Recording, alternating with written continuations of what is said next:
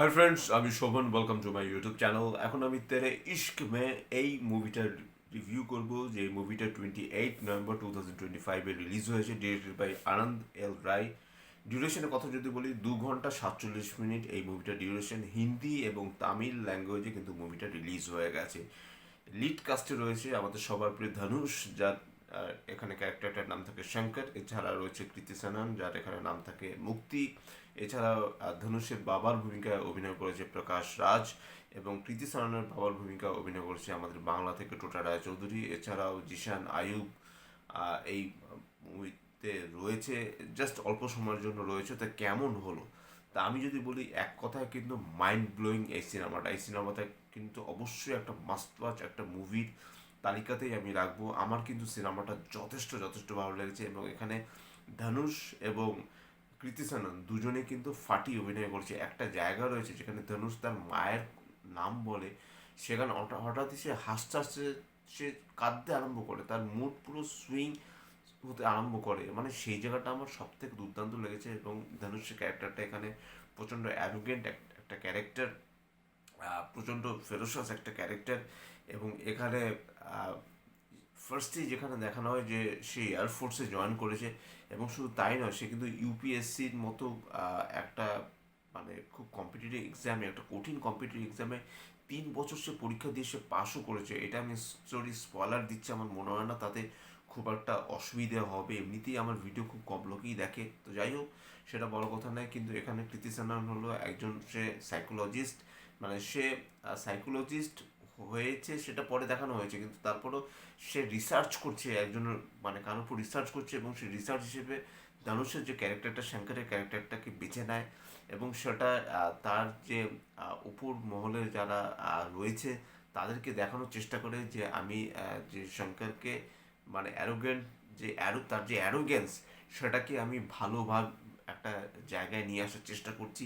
তো এখানে মুভিটাকে কিন্তু খুব সুন্দরভাবে কিন্তু জাস্টিফাই করা হয়েছে। অনেকের হয়তোবা জীবনের সাথেও একটু হলেও মিলে যেতে পারে এরকম একটা সিনেমাটা কিন্তু আমার কিন্তু পুরোপুরি হৃদয়ে ছুঁয়ে গেছে। আমার সিনেমা খুব ভালো লেগেছে। এবং আনন্দ রায়ের সাথে ধনুষের যখনই একটা কোলাবোরেশন হয়, তখনই যেন ধনুষ আরও যেন, মানে তার মধ্যে থেকে তার অভিনয় সত্তাটা যেন আরও বেশি করে আহ, বেড়ে বেড়ে ওঠে। আর মিউজিকে রয়েছে এ আর রহমানের গান তো অসাধারণ। এখানে যে কয়েকটা গান রয়েছে, গানগুলো বেশ ভালো।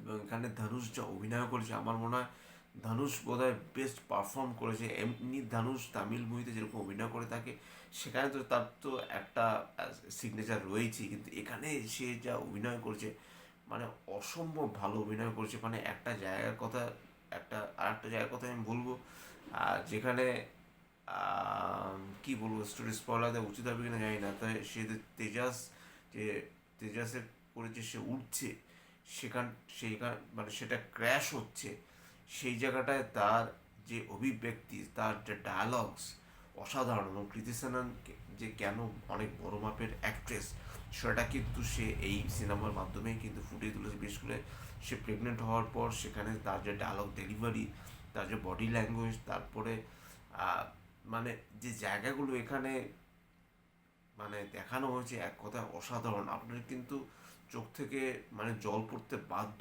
এমনভাবে সিনেমাটার এন্ডিং হয়। সিনেমাটার এন্ডিংটা খুবই করুণ, এরকম একদমই হ্যাপি এন্ডিং নয়। একটা জিনিস আপনারা সবসময় মনে রাখবেন, যে যেসব মুভির হ্যাপি এন্ডিং হয় না, সেই সব মুভিগুলো না কোথাও গিয়ে যেন মুভিগুলো হিট করে, সুপার হিটও হয়ে যায়। এবং অনেক সময় সেই মুভিগুলো কিন্তু মানুষের মনে দাগ কাটে। হ্যাপি এন্ডিং তো আমরা সবসময় সব সিনেমাতেই চাই যে একজন অ্যাক্টরের সাথে একজন অ্যাক্ট্রেসের হ্যাপি এন্ডিং হোক, কিন্তু হ্যাপি এন্ডিংটা যখন হয় না, সেটা যখন একটা হতাশাগ্রস্ত একটা জায়গায় চলে যায়, বা একটা দুঃখের কারণ হয়ে দাঁড়ায়, বা এমন কিছু কিছু মুহূর্ত এখানে রয়েছে, সেই যে মুহূর্তগুলো কিছুতেই ভুলবার নয়।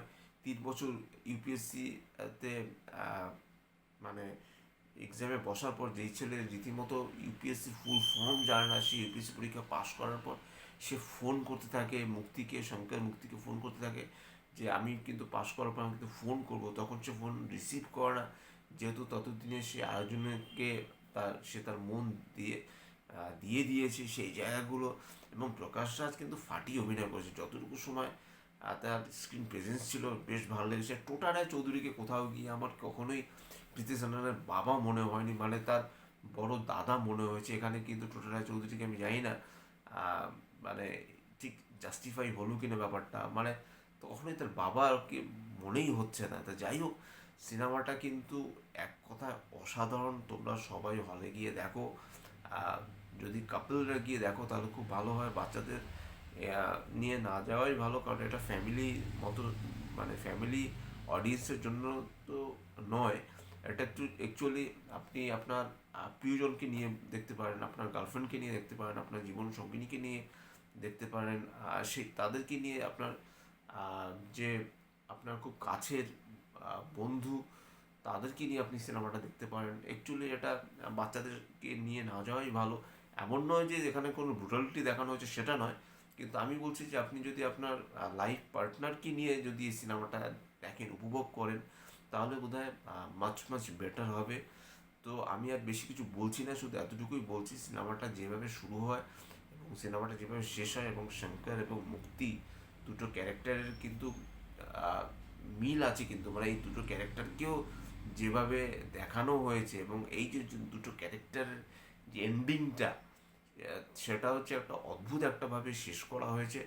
আমি কিন্তু সিনেমাটা নিয়ে মানে যথেষ্ট আমার ভালো লেগেছে। আমি আহ, মানে আমি এই সিনেমাটা নিয়ে আর বেশি কিছু বলতে চাই না, এতটুকু বলতে চাই যে আপনারা সিনেমাটা দেখুন। সিনেমাটার মানে storytelling, screenplay, cinematography, বেনারসকে যেভাবে দেখানো হয়েছে, মানে শুরু থেকে শেষ অবধি, এবং প্রায় 3.5 ঘন্টার সিনেমাটায় কিন্তু 1 সেকেন্ড বোরিং নেই, সব থেকে বড় ব্যাপার। সিনেমাটা অসাধারণ, এবং ধনুষ কিন্তু মানে বেস্ট পারফরমেন্স দিয়েছে এই সিনেমাতে।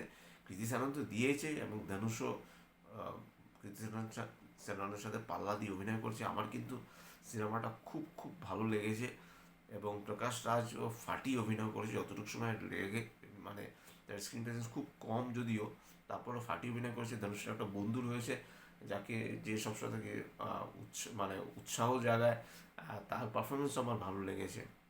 তো যাই হোক, এটাই ছিল আমার তেরে ইশক মে মুভি রিভিউ। যদি আমার চ্যানেলটা ভালো লেগে থাকে, লাইক, শেয়ার, কমেন্ট এবং সাবস্ক্রাইব করতে বলবেন না। আমার চ্যানেলকে ইনস্টাগ্রামের লিঙ্ক, ফেসবুকের লিঙ্ক এবং ইউটিউবের লিঙ্ক আমার ডিসক্রিপশন বক্সে দিয়ে দেওয়া রয়েছে, সেখান থেকেও আপনি আমাকে কানেক্ট করতে পারেন। Till then stay tune, tata, love you, bye bye and good night.